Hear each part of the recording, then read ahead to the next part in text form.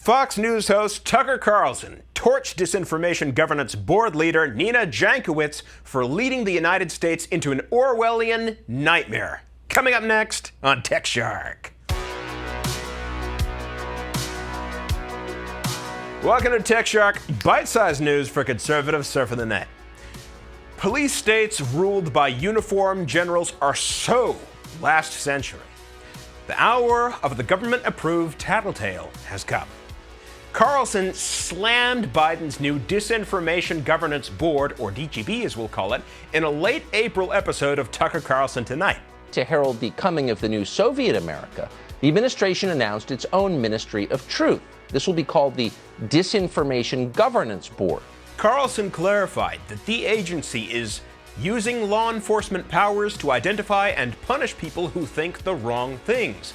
That would be opponents of the Biden administration. Tucker then went all in on Biden's new thought cop-in-chief, Nina Jankowicz, who was put in charge of the DGB. Tucker noted how Jankowicz herself, despite being a supposed anti-misinformation expert, incorrectly slammed the Hunter Biden laptop from hell narrative in a tweet as a fairy tale. Carlson observed that by laundering the narrative through intelligence agencies, she gave then-presidential candidate Joe Biden the ability to claim the laptop from hell narrative was false. So Nina Jankowicz made it possible for a presidential candidate to lie from the debate stage about a story that may have changed the outcome of election. Our election, our presidential election, speaking of disinformation. She never apologized for that. That's because her role has nothing to do with the truth or stopping disinformation. Her job is to restrict any speech that challenges Joe Biden or the Democratic Party.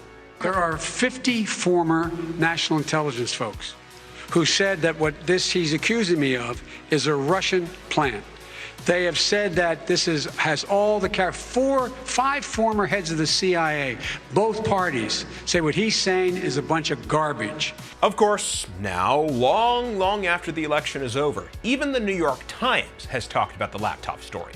The Media Research Center commissioned a poll indicating that enough Biden voters to swing the election would have voted differently if big tech and big media hadn't censored news about the Biden family's shady business dealings in foreign lands. Sadly, it appears that the mainstream left, who smeared it as disinfo or misinfo, has never been forced to apologize for doing so. Carlson observed that this incident crossed a clear line for America as a functioning republic. Just to be clear, this is a nightmare unfolding in slow motion, but this is the point where we're just going to have to draw the line. No, Joe Biden, you can't have a federally funded Ministry of Truth. And no, Nina Jankowicz can't run it. Period. Now here's the shark bite. I miss the days when we all thought that the dystopian future was going to be some macho tyranny with military parades led by some stone-faced general with medals all over his uniform. I mean, heck, a battle-hardened like Soviet Obama would be more dignifying than what rules us now. Instead, people like spunky girl boss of the gulag Jankowicz, who literally made an announcement saying, "Cat's out of the bag," then honored to be serving in the Biden administration, DHS Gov, and helping shape the counter-disinformation efforts. Cat's out of the bag, huh? An Orwellian Ministry of Truth is created to persecute people merely for what they think, and that's how they announce it. Not to mention, this lady's like a bingo card of every deep state stereotype. Jankowicz served as a disinformation fellow at the Wilson Center, advised the Ukrainian government, gaslit Americans about the Hunter Biden laptop, and then appears to have literally been part of a Harry Potter wizard rock band where she sang about radical feminism. She also sang about misinfo and screwing, and she didn't say screwing, her way to power. What does it take to be famous and powerful? Santa, if you're listening, please tell me what to do. Who do I to be famous and powerful? And they said Trump was vulgar. The fact this Ministry of Truth was partially made to address misinfo about the war in Ukraine is especially dangerous. Imagine if this was made during the Bush era, about the war in Iraq. You question the weapons of mass destruction narrative? Enjoy your stay at Guantanamo Bay. Liberals back in the day would have been outraged by that.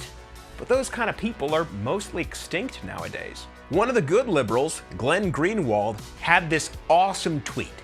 Even in 2002, when many were willing to swallow almost anything in the name of national security, creation of the Department of Homeland Security was controversial.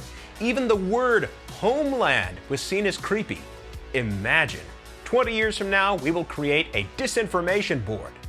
It seems like all you need to do is appeal to the boogeyman of racism or transphobia or COVID or whatever, and most liberals will agree to any police state law sent their way.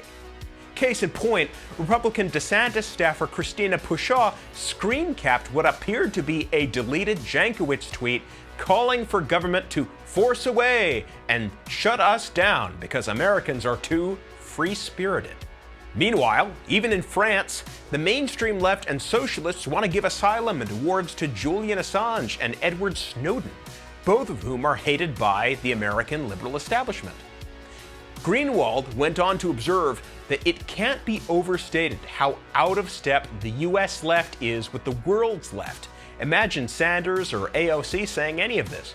When Judicial Watch President Tom Fitton warned that Ministry of Truth is trending because Biden admin appointed a radical leftist to run a censorship board in the Department of Homeland Security, Elon Musk simply replied, "This is messed up."